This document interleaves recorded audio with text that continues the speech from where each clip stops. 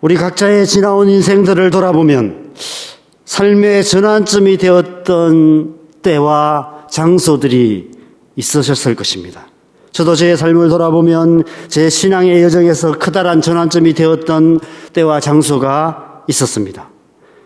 목욕탕 갔다 오다가 친구 따라 우연히 목욕 가방 들고 처음 교회 다니기 시작했던 고등학교 2학년 어느 가을날, 군대 갔다 와서 주님을 인격적으로 만났던 송명희 시인의 간정집회, 선교단체 모임에 처음 참석했던 대학 3학년 어느 목요일 저녁, 취업의 길을 포기하고 사역자의 삶을 시작했던 1993년 가을 동아리 모임의 첫 설교, 아내를 처음 만난 96년 10월의 마지막 날, 서울에서 창원으로 사역지를 옮겨왔던 2001년 가을, 선교단체 사역을 잠시 접고 신학을 하기로 결정했던 2007년 늦은 가을날, 남산교회에서 처음 사역을 시작했던 2013년 2월 청년부 겨울 수련회 첫 강의.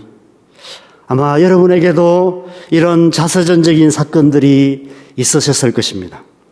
지나온 길을 되돌아보면 보이지 않는 하나님의 은밀한 손길이 그때 그곳에서 그 일들을 통해 우리의 삶을 여기까지 이르게 했음을 알게 됩니다. 다윗이 이제 부설 시내가에 서 있습니다. 이 부설 시내는 다윗의 광야가 끝이 나고 다윗의 왕국이 시작되는 전환점입니다. 홍해를 건너므로 애굽의 종의 시대가 끝나고 광야 시대가 시작되었고, 요단강을 건너므로 광야의 시대가 끝나고 가나안의 시대가 시작되었던 것처럼 이제 이 부솔 시내를 건너므로 다윗의 인생에서 다윗의 광야의 시간이 끝이 나고 다윗의 왕국이 시작되는 것입니다. 그런 의미에서 부솔 시내가에서 일어난 오늘 본문 이야기는 우리로 하여금 앞으로 펼쳐질 다윗의 인생, 앞으로 이루어질 다윗의 왕국에 대한 기대감을 갖게 만드는 아주 중요한 이야기입니다. 다윗의 왕국은 다윗의 자손으로 오실 예수 그리스도의 왕국, 곧 하나님의 나라를 상징합니다.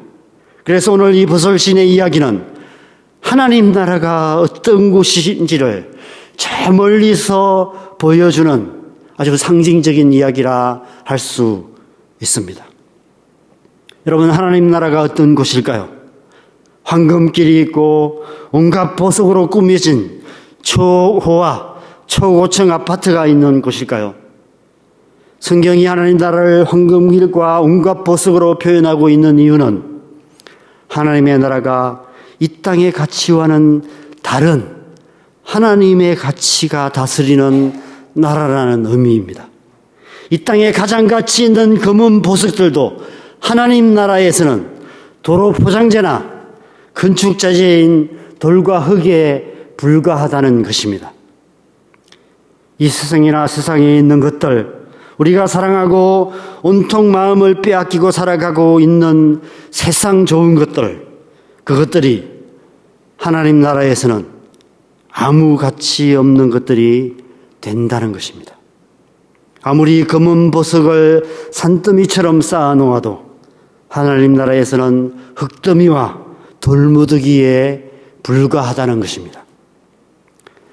하나님 나라는 이 세상의 가치와는 완전히 다른 하나님의 가치가 다스리는 나라입니다. 하나님의 가치는 바로 하나님의 성품에서 나오는 가치입니다. 하나님 나라는 하나님의 성품의 기초 위에 세워지는 나라입니다. 기초가 잘못되면 아무리 정성 들여 지은 건물도 흔들리고 무너질 수밖에 없습니다. 그러나 하나님의 나라는 영원히 흔들리지 않습니다. 하나님 나라는 결코 무너지지 않습니다. 왜냐하면 영원히 흔들리지 않는 하나님의 성품 위에 세워진 나라이기 때문에 그렇습니다. 그래서 오늘 이 이야기가 중요합니다. 하나님 나라의 모델이 되는 다윗의 왕국의 기초를 놓는 중요한 사건이 오늘 이 부솔 시내가에서 일어나고 있습니다. 오늘 부솔 시내가에서 다윗은 하나님의 마음에 합한 결단을 내립니다.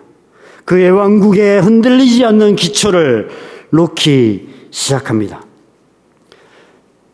처음 함께 읽었던 어제 본문 말씀에서 너무 지쳐서 부솔 시내를 건너지 못한 200명의 낙오자들의 이야기가 기록되어 있습니다. 그래서 400명의 사람들만 부솔 시내를 건너서 아말렉을 쳐서 아내와 자녀들과 빼앗긴 모든 것을 도로 찾아왔습니다. 600명 중에서 200명이나 부솔 시내조차도 건너지 못할 만큼 지친 것을 보면 부솔 시내를 건넜던 400명 또한 기진맥진한 상태였을 것입니다. 그런데 그들은 정말 젖먹는 힘까지 다해서 아말렉을 뒤쫓아갔고 죽을 힘을 다해 아말렉을 쳐서 빼앗긴 모든 것을 되찾아왔습니다. 17절에 보면 다윗이 새벽부터 이튿날 저물 때까지 그들을 쳤다라고 말씀하고 있습니다. 지칠 대로 지친 400명의 용사들이 꼬박꼬박 하루 반을 쉴 새 없이 몰려드는 죽여도 끝이 없는 수많은 아말렉 사람들과 사력을 다해서 싸웠던 것입니다. 그런 그들이기에 부솔 시내를 건너지 못한 200명에게 전리품을 나누어 주지 말아야 한다는 주장은 이 세상의 가치관으로 말하면 정당한, 공정한 그러한 주장입니다. 정의로운 주장입니다. 지극히 상식적이고 합리적인 주장입니다. 그런데 오늘 본문 22절은 그렇게 주장하는 자들을 악한 자와 불량배들이라고 말씀하고 있습니다. 그것은 하나님께서 다윗을 통해 꿈꾸시는 하나님의 왕국의 가치가 아니었기 때문입니다. 그들의 주장은 이 세상에서는 지극히 상식적이고 합리적인 주장인지는 모르지만 하나님 나라에서는 악한 자와 불량배들의 주장에 불과했다는 것입니다. 여러분, 하나님의 나라는 상식에 기초한 나라가 아닙니다. 하나님 나라는 합리적인 사고가 지배하는 나라가 아닙니다. 상식적이고 합리적인 수준의 삶을 살아가는 것은 하나님 나라에 합당한 삶이 아닙니다. 그런 삶은 하나님 나라에서는 악한 자의 삶이며 불량배의 삶에 불과합니다. 하나님 나라의 삶은 그보다 더 높은 차원의 삶입니다. 상식을 뛰어넘는 삶, 합리적인 수준을 초월하는 삶, 예수님께서 산상수훈에서 말씀하신 높은 차원의 삶을 살아가는 것이 하나님 나라의 삶입니다. 오늘 부솔 시내가에서 다윗은 다윗의 공동체를 향해서 하나님 나라의 가치를 선포하며 하나님 나라의 삶을 살 것을 촉구하고 있는 것입니다. 앞으로 내가 만들어갈 나라는 이런 나라다라고 다윗의 왕국의 헌법 제1조 1항을 선포하고 있는 것입니다. 23절에서 25절 말씀을 우리가 다시 한번 읽었으면 좋겠습니다. 23절에서 25절 말씀 다 같이 함께 읽겠습니다. 다윗이 이르러 나의 형제들아 여호와께서 우리를 보호하시고 우리를 치러 온 군대를 우리 손에 넘기셨은즉 그가 우리에게 주신 것을 너희가 이같이 못하리라. 이 일에 누가 너희에게 듣겠느냐? 전장에 내려갔던 자의 분깃이나 소유물 곁에 머물렀던 자의 분깃이 동일할지니 같이 분배할 것이니라 하고 그날부터 다윗이 이것으로 이스라엘의 율례와 규례를 삼았더니 오늘까지 이르니라. 다윗이 성경이 악한 자와 불량배라고 말하는 그들을 향해서도 나의 형제들아 라고 부르며 세상과 다른 하나님 나라의 가치를 선포하며 그것을 율례와 규례로 삼습니다. 그리고 곧이어 아말렉에서 취한 전리품들을 유다 장로들에게 보냄으로 그 가치를 실천에 옮기기 시작합니다. 다윗은 지금 그의 왕국의 새로운 헌법을 유다 전역에 공포하고 그 법을 실천하고 있는 것입니다. 그런 의미에서 이날은 다윗의 왕국의 헌법이 공포된 제헌절이라고 할 수 있습니다. 유진 피터슨은 현실에 뿌리박은 영성이라는 책에서 이 다윗의 벌설신의 이야기를 관대함이라는 주제로 설명하고 있습니다. 이 세상의 가치와는 확연히 차별되는 하나님 나라의 가치는 관대함입니다. 하나님은 관대하신 분이십니다. 하나님 나라는 관대한 나라입니다. 악한 자에게나 선한 자에게나 하나님은 관대하신 분이십니다. 우리 사는 이 세상은 가진 자가 못 가진 자를, 강한 자가 약한 자를, 잘난 자가 못난 자를 억압하고 차별하고 선한 자가 악한 자를 비난하고 비판하는 것이 상식적이고 합리적이라고 주장하는 세상입니다. 그러나 하나님 나라는 그렇지 않습니다. 하나님 나라는 하나님의 관대하심이 다스리는 관대한 나라입니다. 하나님 나라는 서로를 향해 관용을 베푸는 관용의 나라입니다. 초대교회 공동체가 그러했습니다.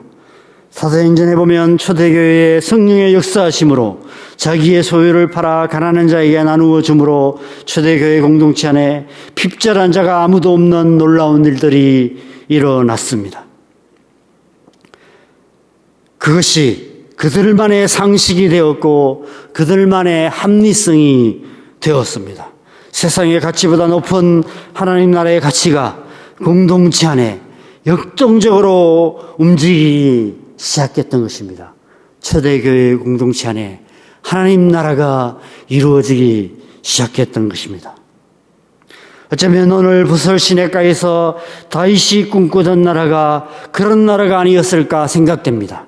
지난 10여 년의 광야의 시간 동안 생각하고 꿈꾸었던 나라가 바로 이런 나라가 아니었을까 생각됩니다. 지난 10년은 다윗에게 있어서 이 하나님 나라를 꿈꾸던 그런 시간이었을 것입니다. 강한 자만 살아남는 약육강식의 정글의 법칙이 지배하는 나라가 아닌 부설 시내조차 건너지 못하는 연약한 자들에게도 관대함을 베푸는 하나님의 관대하신 성품이 그 기초가 되는 나라.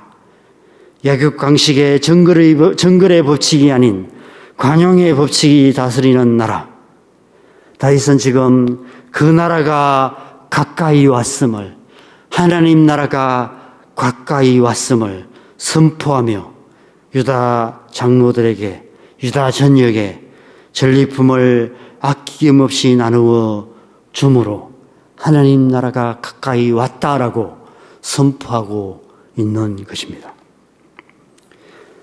환난당한 자, 빚진 자, 마음이 원통한 자들이 모여 이루어졌던 아둘람 동굴에서 시작되었던 엉성하기 거지없었던 다윗의 공동체가 10여 년의 광야의 시간을 지난 후 버설 시내가에서 다윗의 왕국으로 거듭나고 있는 것입니다. 교회가 그런 곳이어야 합니다. 교회가 서로에게 관대한 곳이어야 합니다. 교회가 약육강식의 정글의 법칙이 아닌 서로에게 관용을 베푸는 관용의 법이 지배하는 곳이 되어야 합니다. 나아가 이 세상을 향해 관대함을 실천하는 곳이 되어야 합니다. 이 세상 가난한 자에게 기꺼이 나누어주는 관대한 나눔의 공동체가 되어야 하며, 나아가 열방을 향해 관대함을 나누는 관대한 공동체가 되어야 합니다. 저는 이 세상의 기부 문화를 만들어가고 그것을 주도해 가는 주체가 교회가 되어야 한다고 믿습니다. 자기가 가진 엄청난 부에 비해 세 발의 피 정도를 기부하고 자기 이름을 드러내는 세상의 부자들이 아니라, 두 벌을 가진 자가 옷 없는 자에게 한 벌을 나누어주는 작은 사랑의 나눔을 통해 하나님 나라의 공의와 공평이 이루어져 갈 때 거기에 하나님 나라가 임하게 되는 것입니다. 하나님께서 그 놀라운 일의 주도권을 우리에게 주셨고, 하늘의 문을 여는 권세를 교회에게 주셨습니다.